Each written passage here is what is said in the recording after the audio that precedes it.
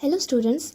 आज हम लोग पढ़ने वाले हैं इंग्लिश बी सेमेस्टर 4 क्लास 12 के एक चैप्टर जिसका नाम है Alice in Wonderland down the rabbit hole, जिसके राइटर है लेविस कैरोल। तो आज हम लोग ये पढ़ने जा रहे हैं। ये एक नोवेल है जिसका फर्स्ट चैप्टर है डाउन द रैबिट होल।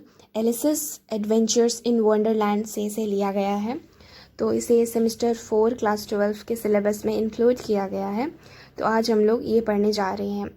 इसके अलावा इसके बाद मैं इससे रिलेटेड जितने भी क्वेश्चन आंसर बनते हैं उसे दूंगी। अभी इसके एक्सप्लेनेशन पे ध्यान देते हैं।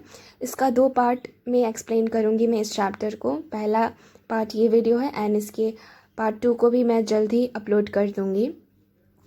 तो चलिए इसे समझते हैं। इसे समझने से पहले हम इसके राइटर के बारे में समझेंगे, राइटर के बारे में जानेंगे जिनका नाम है लुइस कैरोल। तो चलिए सबसे पहले इसके राइटर के बारे में जानते हैं।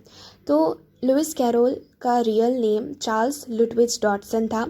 वह एक इंग्लैंड के बहुत ही famous writer, poet, mathematician, photographer और रिलीजियस लीडर थे। एलिस's एडवेंचर्स इन वंडरलैंड और थ्रू द लुकिंग ग्लास इनकी बहुत ही फेमस बुक्स है। लुइस कैरोल अपनी रचनाओं में वर्ड प्ले यानी कि शब्दों के खेल, लॉजिक और फैंटेसी यानी कि कल्पना की दुनिया के लिए जाने जाते हैं। ये बहुत ही प्रख्यात है इन सब के लिए। इसके अलावा वह पजल सुलझाने में या पहेलियाँ सुलझाने में भी बहुत ही ज़्यादा एक्सपर्ट थे। उन्होंने वर्ल्ड लैडर पजल का भी निर्माण किया, जिसे 1879 से 1881 के बीच में उन्होंने अपनी मैगजीन वेनिटी फेयर में पब्लिश किया। Down the rabbit hole Lewis Carroll की एक बहुत ही famous novel Alice's adventures in Wonderland का फर्स्ट चैप्टर है। इस नोवेल के मेन कैरेक्टर एलिस है, जो कि अपनी बहन को पढ़ते हुए देखकर बहुत ही बोर होती है। यानी कि जो स्टार्टिंग है इस चैप्टर का, उसमें कहा गया है कि एलिस जो इस चैप्टर की मेन कैरेक्टर है वो अपनी बहन के साथ एक नदी के किनारे बैठी हुई होती है और जो कि बहुत ही बोर हो रही होती है। और उसी समय उससे एक बोलने वाला एक रिमार्केबल खरगोश दिखता है जो वेस्ट कोट पहना रहता है, जिसमें से वो अपना घड़ी निकालता है एंड वो बातें भी करता है। तो ऐसा चित्र इस चैप्टर के स्टार्टिंग पे यहाँ पे दिखाया गया है। तो चलिए अब हम इस चैप्टर के एक्सप्लेनेशन को पढ़ते हैं। तो चलिए पढ़ना स्टार्ट करते हैं। Alice was beginning to get very tired of sitting by her sister on the bank and of having nothing to do. Once or twice she had peeped into the book her sister was reading, but it had no pictures or conversations in it. And what is the use of a book, thought Alice, without pictures or conversations?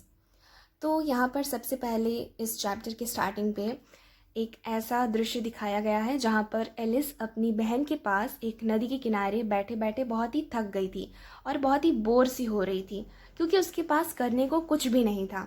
1 या 2 बार उसने अपनी बहन की किताब पर नज़र डाली जो कि उसके बगल में बैठे हुए पढ़ रही थी।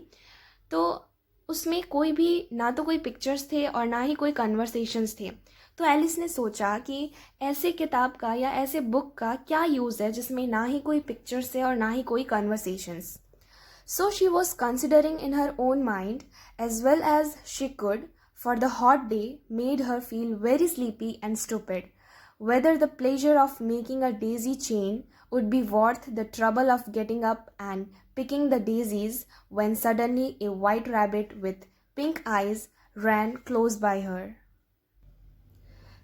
तो उसने मन ही मन सोचा, क्या गर्मी और बेवकूफ़ी के बावजूद डेज़ी की माला बनाने का मज़ा उठकर फूल तोड़ने की परेशानी की भरपाई कर पाएगा? तो यहाँ पर जो भी ब्रैकेट में जो भी सेंटेंसेस लिखे गए हैं वो सारे राइटर के हैं। बाकी जो है वो एक चैप्टर के थ्रू एक एक्सप्लेनेशन होगा, मतलब एक स्टोरी लाइन बाय लाइन होगी। लेकिन यहाँ पर जितने भी ब्रैकेट्स के अंदर जितने भी सेंटेंसेस आपको मिलेंगे वो सारे राइटर डायरेक्ट आपको मतलब रीडर को बोल रहे हैं। तो वो कहते हैं कि मौसम उस समय का बहुत ही गर्म था और एलिस के पास करने को था कुछ भी नहीं, और उसने सोचा क्या डेजीज़ की माला बनाने और उसके लिए डेजीज़ के जो फूल होते हैं उसे उठकर लाने का जो कठिनाई है, उसको लाने का जो भी परेशानी है, उसकी भरपाई क्या उसकी माला बनाकर जो मज़ा आएगा वो कर पाएगा या नहीं। तभी एक पिंक आंखों वाला, एक गुलाबी आंखों वाला एक सफ़ेद खरगोश उसके पास से भागता हुआ गुजरा। There was nothing so very remarkable in that, nor did Alice think it so very much out of the way to hear the rabbit say to itself, oh dear, I shall be late." When she thought it over afterwards, it occurred to her that she ought to have wondered at this, but at this time it all seemed quite natural. But when the rabbit actually took a watch out of its waistcoat pocket and looked at it and then hurried on, Alice started to her feet, for it flashed across her mind that she had never before seen a rabbit with either a waistcoat pocket or a watch to take out of it, and burning with curiosity, she ran across the field after it, and fortunately was just in time to see it pop down a large rabbit hole under the hedge. तो इसमें कोई खास आश्चर्य की बात नहीं थी। Alice को यह बिल्कुल ही असामान्य नहीं लगा। अब देखो, कहीं पे अगर तुम्हें कोई खरगोश दौड़ता हुआ, चलो खरगोश दौड़ता है वो तो दिखता है, लेकिन इसमें एक थोड़ा उसकी खूबसूरती के बारे में बताया गया है कि उसकी आंखें पिंक थी। नॉर्मली खरगोश की आंखें पिंक नहीं होती है, लेकिन यहाँ पे कहा गया है कि खरगोश की आंखें पिंक थी। खरगोश सफ़ेद होता है वो तो सबको मालूम है, लेकिन यहाँ पर उसके बारे में ये कहा गया है कि उसने एक वेस्ट कोट पहना था। एंड देन वो खुद से बातें कर रहा था कि oh dear I shall be too late, यानी कि मैं लेट हो जाऊंगा। एंड वो उस समय वेस्ट कोट पहना रहता है जिसमें पॉकेट्स भी होती है। अब कोई खरगोश वेस्ट कोट पहना रहता है बताओ, लेकिन वो वेस्ट कोट पहना है। उसने अपनी पॉकेट से घड़ी निकाली एंड टाइम देखते हुए वो बहुत हरी हो रहा है कि उसे लेट हो रहा है, एंड वो सब एक रिमार्केबल है। लेकिन उस समय एलिस को ये बिल्कुल भी असामान्य नहीं लगा था। जब उसने खरगोश को यह कहते सुना कि अरे बाप रे मुझे देर हो जाएगी, तो राइटर यहाँ पे कहते हैं कि बेशक बाद में जब उसने इस बारे में सोचा तो उसे लगा कि उसे हैरान होना चाहिए था, लेकिन उस पल तो उसे यह सब बिल्कुल ही नॉर्मल सा लग रहा था। लेकिन जब एलिस ने खरगोश को अपनी वेस्टकोट की जेब से घड़ी निकालते, उसे देखते और फिर जल्दी से भागते देखा तो वह उछल पड़ी। अचानक उसे ख्याल आया, मतलब एलिस को ख्याल आया कि उसने कभी किसी खरगोश को वेस्टकोट वाली जैकेट पहने या उसमें से घड़ी निकालते नहीं देखा था। वह बहुत ही उत्सुक हो गई, वो जानने के लिए बहुत ही उत्सुक हो गई, और खेत के उस पार खरगोश के पीछे पीछे वो दौड़ पड़ी जोर से। और एलिस भाग्यशाली थी क्योंकि वह ठीक उसी समय वहां पर पहुंची जब खरगोश झाड़ियों के नीचे एक बड़े से रैबिट होल में, एक गड्ढे में, बड़े से चूहे के गड्ढे में वह जा रहा था। तो यहाँ पर भाग्यशाली इसीलिए कहा गया है क्योंकि वह उसके पीछे पीछे दौड़ी कि वो खरगोश जा कहाँ रहा है वो देखने के लिए। और वो उस होल, जो खरगोश था वो होल में घुसने से पहले ही एलिस ने उसे देख लिया कि वो होल में घुस रहा है। अगर वो होल में घुस जाता तो एलिस को पता ही नहीं चलता कि वो खरगोश गया कहाँ एक्चुअल में। In another moment, down went Alice after it, never once considering how in the world she was to get out again. अगले ही पल बिना कुछ सोचे समझे एलिस गड्ढे में गिर गई। उसने ये भी नहीं सोचा कि वह उस गड्ढे से बाहर निकल भी पाएगी या नहीं पाएगी, या मतलब निकलना हो तो वो कैसे निकलेगी। उसने कुछ भी नहीं सोचा, वो बिना सोचे समझे वो बस उस रैबिट के पीछे पीछे उस गड्ढे में वो घुस गए। The rabbit hole went straight on like a tunnel for some way, and then dipped suddenly down, so suddenly that Alice had not a moment to think about stopping herself before she found herself falling down a very deep well. तो खरगोश का bill पहले तो सीधा था, मतलब जब वो नीचे आ रही थी, वो होल में घुसी तो वो पहले सीधा था, लेकिन अचानक वो इतनी तेजी से नीचे गिर गई कि एलिस को खुद को रोकने का समय नहीं मिला, इससे पहले कि वो बहुत गहरे कुएं में गिरती। Either the well was very deep or she fell very slowly, for she had plenty of time as she went down to look about her and to wonder what was going to happen next. First, she tried to look down and make out what she was coming to, but it was too dark to see anything. Then she looked at the sides of the well and noticed that they were filled with cupboards and bookshelves. Here and there she saw maps and pictures hung upon picks. She took down a jar from one of the shelves as she passed. It was labeled orange marmalade, but to her great disappointment, it was empty. She did not like to drop the jar for fear of killing somebody underneath, so managed to put it into one of the cupboards as she fell past it.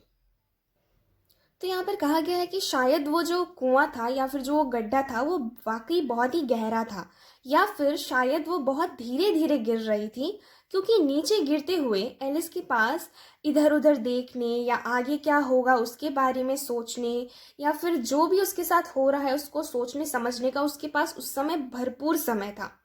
पहले तो उसने नीचे देखा कि वह कहाँ गिरेगी, मतलब वो जो गड्ढा है वो कहाँ जाके रुकेगा, लेकिन नीचे इतना अंधेरा था कि उसे कुछ भी दिखाई नहीं दे रहा था। फिर उसने कुम्हार के चाक की दीवार की ओर देखा और पाया कि वह अलमारियों और किताबों की अलमारियों से भरी हुई थी और यहाँ वहाँ कुछ मैप्स, कुछ पिक्चर्स कीलों से गड़े हुए थे। जैसे वह एक अलमारी के पास नीचे गिरी तो उसने एक कांच का जार उठाया जिस पर एक लेबल लगा हुआ था और उस पर लिखा हुआ था ऑरेंज मार्मलेड, लेकिन एलिस उसे पूरी तरह खाली पाकर बहुत ही निराश हो गई। उसे डर था कि अगर उसने जार नीचे गिरा दिया तो वह किसी पर गिरकर मर जाएगा, इसीलिए उसने उसे एक अलमारी में रख दिया और वह भी उसके पास गिरते हुए। Well, thought Alice to herself, after such a fall as these, I shall think nothing of tumbling downstairs. How brave they will all think me at home. Why, I wouldn't say anything about it, even if I fell off the top of the house, which was very likely true. तो यहाँ पर Alice सोच रही है कि वाह, आज की बात सीढ़ियों से गिरने से भी मुझे कोई फर्क नहीं पड़ेगा। मेरे घर वाले भी सोचेंगे कि मैं कितनी ब्रेव हूँ, मैं कितनी बहादुर हूँ, और अब अगर मैं छत से भी गिर जाऊँ तो भी 2 शब्द दोबारा नहीं बोलूँगी। फिर राइटर कहते हैं कि ये सब चीज़ें सच भी हो सकती हैं। Down, down, down. Would the fall never come to an end? I wonder how many miles I have fallen by this time. She said aloud, I must be getting somewhere near the center of the earth. Let me see, that would be 4,000 miles down, I think. For, you see, Alice had learnt several things of this sort in her lessons in the schoolroom, and though this was not a very good opportunity for showing off her knowledge, as there was no one to listen to her, still it was good practice to say it over. Yes, that's about the right distance, but then I wonder what latitude or longitude I have got to. Alice had no idea what latitude was or longitude either, but thought they were nice grand words to say. तो जब Alice उस गड्ढे में नीचे गिरे जा रही थी तो डाउन डाउन डाउन वह सोचती है कि ये बस नीचे ही चले जा रहा है, क्या यह कभी नहीं रुकेगा। मैं अब तक कितने मील नीचे जा चुकी हूँ। और ये चीज़ उसने इतनी लाउड साउंड में बोला कि लाइक वो एक एबनॉर्मल था, मतलब उसने बहुत ही लाउड आवाज़ में कहा कि मैं अब तक कितने मील नीचे जा चुकी हूँ। फिर वो कहती है कि मैं अब पृथ्वी के केंद्र के पास पहुँच चुकी होंगी, उसे ऐसा लग रहा था, क्योंकि वो जाए जा रही थी और वो गड्ढा कभी ख़त्म हो ही नहीं रहा था।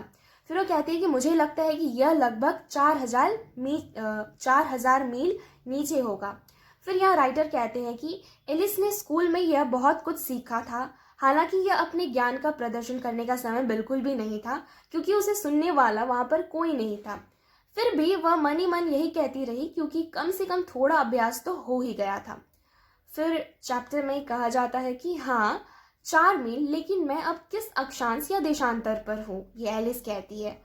फिर राइटर कहते हैं कि एक्चुअल में एलिस को अक्षांश या देशांतर का कोई भी अंदाज़ा नहीं था कि उसका मतलब क्या होता है, लेकिन उसे ये शब्द सुनने में बहुत ही अच्छे, बहुत ही ग्रैंड वर्ड्स, बहुत ही बड़े वर्ड्स लग रहे थे, तो उसने जस्ट बोल दिया, लेकिन उसे इसके मतलब के बारे में कुछ भी नहीं पता था।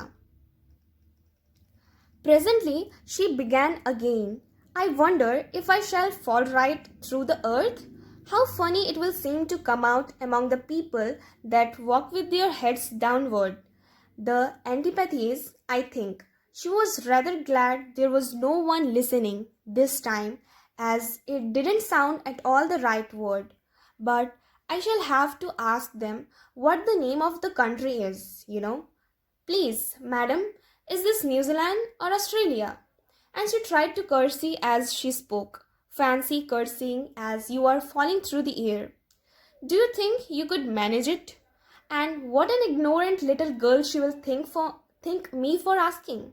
No, it will never do to ask. Perhaps I shall see it written up somewhere. तो फिर एलिस ये सोचने लगी कि मैं ज़मीन में गिरकर इसे तो नहीं पढ़ूंगी। क्या यह मज़ेदार नहीं होगा कि बाहर जाकर पता लगाया जाए कि लोग कहाँ उल्टे चलते हैं? ये थोड़ा अजीब है। फिर राइटर कहते हैं कि इस बार वह खुश थी क्योंकि शब्द बिल्कुल सही नहीं लग रहा था। मतलब वो जो बोल रही थी, यहाँ पर जो एक वर्ड यूज़ किया है एंटीपैथीज, वो यहाँ पर कुछ और वर्ड यूज़ करना चाह रही थी, लेकिन उसकी गलती से मुंह फिसल गया या फिर उसकी गलती से वो एंटीपैथीज उसके मुंह से निकल गया। तो वो इसलिए खुश हो रही थी क्योंकि ये शब्द सही नहीं था, लेकिन उसने बोल दिया और वहाँ पर उसे सुनने वाला भी कोई नहीं था, इसीलिए उसे उतना कुछ हुआ नहीं, ये राइटर कह रहे हैं। फिर एलिस कहती है कि लेकिन मुझे उस जगह का नाम जानने के लिए किसी से पूछना पड़ेगा, है ना। मैं तब वो एक प्रैक्टिस टाइप से यहाँ पे एक सेंटेंस कहा गया है कि लाइक कोई उसके सामने है लेकिन वो इमेजिनरी रूप से पूछ रही है कि मैडम क्या आप मुझे बताएंगे कि यह न्यूजीलैंड है या ऑस्ट्रेलिया, मतलब ये कौन सा कंट्री है। फिर राइटर कहते हैं कि एलिस ने ये कहते हुए अपना सिर नीचे कर लिया, विनम्र होने की कोशिश करते हुए, नीचे पड़ते हुए विनम्र होने की कोशिश करते हुए इसके बारे में सोचो, क्या तुम सोच सकते हो। फिर एलिस पूछती है कि मतलब एलिस सोचती है, तब वो सोचेगा कि मैं कितनी बेवकूफ़ हूँ। नहीं नहीं, मैं पूछने वाली भी नहीं हूँ, शायद देश का नाम कहीं लिखा होगा और मैं वहीं देख लूँगी। मतलब वो सोच रही है कि अगर मैं किसी से पूछूंगी तो मेरे बारे में क्या सोचेंगे कि मतलब इसे इतना भी नहीं मालूम, मतलब ये कितनी बेवकूफ़ है। तो इससे अच्छा छोड़ो, मैं नहीं पूछूंगी, मैं कहीं पे लिखा होगा तो मैं वही देख के पढ़ लूँगी और मुझे समझ आ जाएगी कि ये कौन सा कंट्री है। Down, down, down. There was nothing else to do. So Alice soon began talking again. Dinah will miss me very much tonight, I should think. Dinah was the cat. I hope they will remember her saucer of milk at tea time. Dinah, my dear, I wish you were down here with me. There are no mice in the air, I am afraid, but you might catch a bat, and that's very like a mouse. But do cats eat bats? I wonder. And here Alice began to get rather sleepy and went on saying to herself in a dreamy sort of way, do cats eat bats? Do cats eat bats? And sometime, do bats eat cats? For you see, as she couldn't answer either question, it didn't much matter which way she put it. She felt that she was dozing off and had just begun to dream that she was walking hand in hand with Dinah and saying to her very earnestly, now, Dinah, tell me the truth. Did you ever eat a bat? When suddenly, thump thump, down she came upon a head of sticks and dry leaves, and the fall was over. तो यहाँ पे कहा गया है कि वो नीचे गिर ही रही थी और उसके पास कुछ करने को नहीं था, इसलिए एलिस फिर खुद अपने आप से बात करना वो शुरू करने लगी। फिर वो खुद से ही कहती है कि मुझे आश्चर्य है कि आज रात डायना मेरे बारे में कैसा महसूस करेगी। तो यहाँ पर राइटर बता देते हैं कि डायना एलिस की एक पालतू बिल्ली थी, वो एक कैट थी। फिर एलिस कहती है कि मुझे उम्मीद है कि वे चाय के समय उसका दूध का कटोरा नहीं भूलेंगे। तो यहाँ पर वे यानी कि उसके फैमिली वाले। अब एलिस जो है वो अपने घर पर तो नहीं है, लेकिन वह जब नहीं है तो वो ऐसा होप करती है कि उसके जो फैमिली वाले हैं वे उसे डायना को उसका जो दूध का कटोरा था वो देना नहीं भूलेंगे। मेरी प्यारी डायना, काश तुम अभी मेरे साथ होती। यह सच है कि हवा में यहाँ कोई भी चूहा नहीं है, लेकिन हो सकता है कि तुमको यहाँ पर कोई चमगादड़ मिल जाता। तुम्हें पता है, चमगादड़ काफी हद तक चूहों जैसा ही दिखते हैं, लेकिन क्या बिल्लियां चमगादड़ खाती हैं? फिर एलिस को नींद आने लगी थी और वह नींद भरी आवाजों में खुद से ही बुदबुदाती रही। 2-3 बार उसने यही सेंटेंस कहा कि क्या बिल्लियां चमगादड़ खाती हैं, क्या बिल्लियां चमगादड़ खाती हैं। और फिर कभी कभी उसने ऐसा भी कहा कि क्या चमगादड़ बिल्लियों को खाती है। अब यहाँ पर वह नींद में थी तो वो कुछ भी बोल रही है तो उसे कुछ पता नहीं चल रहा है। एलिस को दोनों ही सवालों का जवाब नहीं पता था, इसलिए उसने चाहे जैसे भी पूछा, कोई आवाज नहीं आया। अब एलिस को अपनी आंखें भरी होती हुई महसूस हो रही थी, यानी कि उसे नींद आ रहा था। उसने अभी अभी सपना देखा था कि वह डायना का हाथ थामे हुए चल रही है और बड़ी दिलचस्पी से कह रही है कि बताओ डायना, क्या तुमने कभी चमगादड़ खाया है? और अचानक उसकी नींद खुल गई। एलिस टहनियों और सूखे पत्तों के ढेर पर बैठ गई और उसने जो होल में गिरने का जो सफ़र था वो खत्म हुआ। Alice was not a bit hurt and she jumped up onto her feet in a moment. She looked up, but it was all dark overhead. Before her was another long passage, and the white rabbit was still inside. Hurrying down to it, there was not a moment to be lost. Away went Alice like the wind, and was just in time to hear it say, as it turned a corner, "Oh, my ears and whiskers! How late it's getting!" She was close behind it when she turned the corner, but the rabbit was no longer to be seen. She found herself in a long, low hall which was lit up by a row of lamps hanging from the roof. तो यहाँ पर कहा गया है कि जब उसका उस होल में गिरने का सफ़र जो ख़त्म हुआ तो वो एक सूखी पत्तियों के ऊपर जाकर गिरी। तो बताया गया है कि एलिस को वहाँ गिरने पर ज़रा सा भी चोट नहीं आई और वह तुरंत ही उछलकर खड़ी हो गई। उसने ऊपर देखा, लेकिन वहाँ एक बड़ी गड़बड़ी थी। आगे एक लंबा रास्ता था, वो भी अंधेरा। सफ़ेद खरगोश अभी भी दिखाई दे रहा था। रास्ते पर तेजी से वह भाग रहा था। उसके पास बर्बाद करने का कोई समय नहीं था। एलिस हवा की तरह दौड़ी और ठीक उसी समय पर उसने खरगोश की आवाज़ सुनी। वह मोड़ पर मुड़ा और यह कहते हुए चला गया कि हे भगवान, बहुत देर हो रही है। यहाँ पर फिर से उस खरगोश के बारे में कहा गया है कि वो फिर से बोल रहा है कि हे भगवान, ओ माई ईयर्स ओ माई विस्कर्स यहाँ पर कहा गया है। यानी कि यहाँ पर राइटर की एक इमेजिनरी खरगोश का साइट है कि अगर जैसे हम ह्यूमन अगर कुछ हमें लेट हो जाता है तो ओ माय गॉड या ऐसे कुछ सेंटेंसेस हम यूज़ करते हैं, तो अगर खरगोश भी अगर बातें करते और उनको अगर वैसा कहना होता तो वो किस टाइप से कहते। तो यहाँ पर राइटर के बारे में ऐसा कहा गया है कि अगर खरगोश भी वैसे ह्यूमन की तरह बातें करते तो शायद वो ऐसे कहते कि ओ माई ईयर्स ओ माई विस्कर्स ऐसे। तो वो कहते हुए एलिस ने उसे सुना। जब वह मोड़ पर मुड़ा तो एलिस खरगोश के ठीक पीछे ही थी, लेकिन फिर वह चली गई। एलिस ने खुद को एक लंबे नीची दलान में खड़ा पाया। दलान जो था वो छत से लटकी रोशनियों की कतारों से जगमगा रहा था।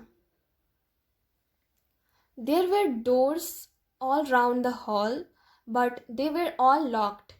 And when Alice had been all the way down one side and up the other, trying every door, she walked sadly down the middle, wondering how she was ever to get out again. तो hall के चारों ओर कई सारे दरवाजे थे, लेकिन सारे के सारे दरवाजे बंद थे। तो एलिस ने हर दरवाजे को इधर उधर से खोलने की कोशिश की, लेकिन उनमें से कोई भी दरवाज़ा नहीं खुला। फिर एलिस निराश होकर हॉल के बीचों बीच चली गई, यह सोचते हुए कि वह कभी यहाँ से बाहर निकल भी पाएगी या नहीं। Suddenly she came upon a little three-legged table, all made of solid glass. There was nothing on it except a tiny golden key, and Alice's first thought was that it might belong to one of the doors of the hall. But else, either the locks were too large or the key was too small. But at any rate, it would not open any of them. However, on the second time round, she came upon a low curtain she had not noticed before, and behind it was a little door about 15 inches high. She tried the little golden key in the lock, and to her great delight, it fitted. तो जब वह देख रही है कि चारों तरफ बहुत सारे दरवाजे हैं उस हॉल में और सारे के सारे लॉक हैं, और फिर वो बहुत ही निराश होकर हॉल के बीचों बीच में आ जाती है, तब अचानक से उसे एक छोटी सी 3 पैरों वाली एक टेबल दिखाई देती है, जो कि पूरी की पूरी एक मोटे कांच की बनी होती है, यानी कि वो ट्रांसपेरेंट भी होती है, कांच तो ट्रांसपेरेंट होता है। उस पर एक छोटी सी सुनहरी चाबी यानी कि गोल्डन की के अलावा और कुछ भी नहीं रहता है, और वहाँ एक गोल्डन की छोटी सी रखी होती है। तो उस चाबी को देखते ही एलिस ने सोचा कि शायद यह हॉल के किसी एक दरवाजे की चाबी होगी, लेकिन अफसोस दरवाज़ों के ताले या तो बहुत बड़े थे और चाबी बहुत ही छोटी थी, और असल में चाबी से कोई दरवाज़ा नहीं खुला। वैसे जब एलिस ने फिर मुड़कर देखा तो उसे एक नीचे पर्दा दिखाई दिया। उसने पहले इस पर ध्यान नहीं दिया था। पर्दे के पीछे एक छोटा सा दरवाज़ा था जो कि लगभग 15 फीट ऊंचा था सिर्फ। एलिस ने उस गोल्डन चाबी से उस दरवाजे उस गोल्डन चाबी को उस दरवाजे में लगाई और खुश हो गई, क्योंकि वो चाबी उसमें बिल्कुल ही सही बैठ गया। Alice opened the door and found that it led into a small passage, not much larger than a rat hole.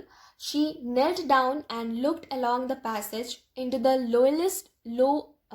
lowliest garden you ever saw. How she longed to get out of that dark hall and wander about among those beds of bright flowers and those cool fountains, but she could not even get her head through the doorway. And even if my head would go through, thought poor Alice, it would be of very little use without my shoulders. Oh, how I wish I could shut up like a telescope. I think I could, if I only knew how to begin. For, you see, so many out of the way things had happened lately that Alice had begun to think that very few things indeed were really impossible. तो Alice ने उस चाबी से उस दरवाजे को खोला। जैसा कि वो चाबी उस दरवाजे में फिट आ गया था तो वो दरवाज़ा खुल गया। उसे दूसरी तरफ एक बहुत ही संकरा यानी कि स्मॉल रास्ता दिखाई दिया, जो कि चूहे के बिल से ज़्यादा बड़ा नहीं था, यानी कि वो चूहे के साइज़ का ही था। वह घुटनों के बल बैठ गई और रास्ते के अंत में एक खूबसूरत सा बगीचा उसने देखा। वह इतना खूबसूरत था कि कोई कल्पना भी नहीं, मतलब वो कहती है कि वो जो बगीचा था वो इतना खूबसूरत कि आप कल्पना भी नहीं कर सकते। वह अंधेरा गलियारा, वह बाहर निकलकर रंग बिरंगे फूलों और ठंडे फव्वारों के बीच यानी कि फाउंटेन के बीच घूमना चाहती थी, लेकिन उसकी बदकिस्मती से दरवाज़ा इतना छोटा था कि एलिस का सिर भी उसमें से नहीं जा सकता था। और वो सोचती है कि अगर उसका सिर पिघल भी गया तो वह मेरे कंधों के बिना पिघल जाएगा। काश मैं दूरबीन की तरह लुढ़क जाती। तो यहाँ पर मतलब वो जब देखती है उस छोटे से दरवाजे के पीछे, तो उसे एक बहुत ही खूबसूरत सा बगीचा दिखता है और उसे उस बगीचे में जाने का, और ये जो बगीचा है जैसा कि इस चैप्टर का नाम है Alice in Wonderland down the rabbit hole, ये जो वंडरलैंड है और ये जो बगीचा है ये वही बगीचा है जहाँ वो एलिस जाना चाहती थी, ये वही वंडरलैंड है। तो ये वंडरलैंड इतना खूबसूरत है, ये बगीचा इतना खूबसूरत है, वहाँ पर बहुत सारे फूलों के पेड़, बहुत सारे फाउंटेन्स उसे इतने खूबसूरत तरीके से दिख रहे थे, और भी वहाँ पे बहुत सारी चीज़ें थी जो कि बहुत ही खूबसूरत थी। तो वो उसे देखकर वहाँ पर उसे जाने का बहुत ही मन किया, लेकिन उसकी बदकिस्मती ये थी कि वो दरवाज़ा बहुत ही छोटा था जिससे कि वो नहीं जा पाती। उसका सिर भी उससे उस दरवाजे से पार नहीं हो पाता, और वो सोचती है कि अगर मेरा सिर पिघल भी गया तो उसके शोल्डर्स उसमें अटक जाएंगे और वो नहीं जा पाएगी। फिर वो सोचती है कि काश मेरे पास एक टेलीस्कोप होता जिससे मैं छोटी हो जाती और मैं उस दरवाजे से पार चले जाती और उस वंडरलैंड में जा पाती, उस वंडरलैंड में घूम पाती। सो स्टूडेंट्स, आज हम लोग इसके पार्ट 1 जो चैप्टर है Alice in Wonderland down the rabbit hole Lewis Carroll का, इसके पार्ट 1 का वीडियो हम यहीं तक पढ़ेंगे। इसके आगे का जो कि उतना ज़्यादा नहीं है, थोड़ा ही है, लेकिन बहुत ही इंटरेस्टिंग है। अगर आप लोगों को इंटरेस्टिंग लग रहा हो, अगर आप लोग अच्छे से पढ़ रहे होंगे तो वाकई आपको ये इंटरेस्टिंग लगेगा, क्योंकि ये वाकई बहुत ही इंटरेस्टिंग चैप्टर है। और इसके पार्ट 2 का वीडियो भी मैं जल्दी एक्सप्लेन करके अपलोड कर दूँगी। आई होप आप लोगों को मैंने अभी तक जितना पढ़ाया वो आप लोगों को अच्छे से समझ आया होगा, और अगर अच्छा लगा होगा तो लाइक कर देना, और अगर कोई डाउट या कुछ भी परेशानी या कुछ भी कन्फ्यूजन हुआ तो कमेंट सेक्शन में आप लोग पूछ सकते हो, मैं उसके जवाब देने की कोशिश करूँगी सबों के। और इसके नेक्स्ट पार्ट को भी मैं जल्दी अपलोड करूँगी। तो आज के लिए इतना ही रखते हैं, मिलते हैं अगले वीडियो में। Thank you.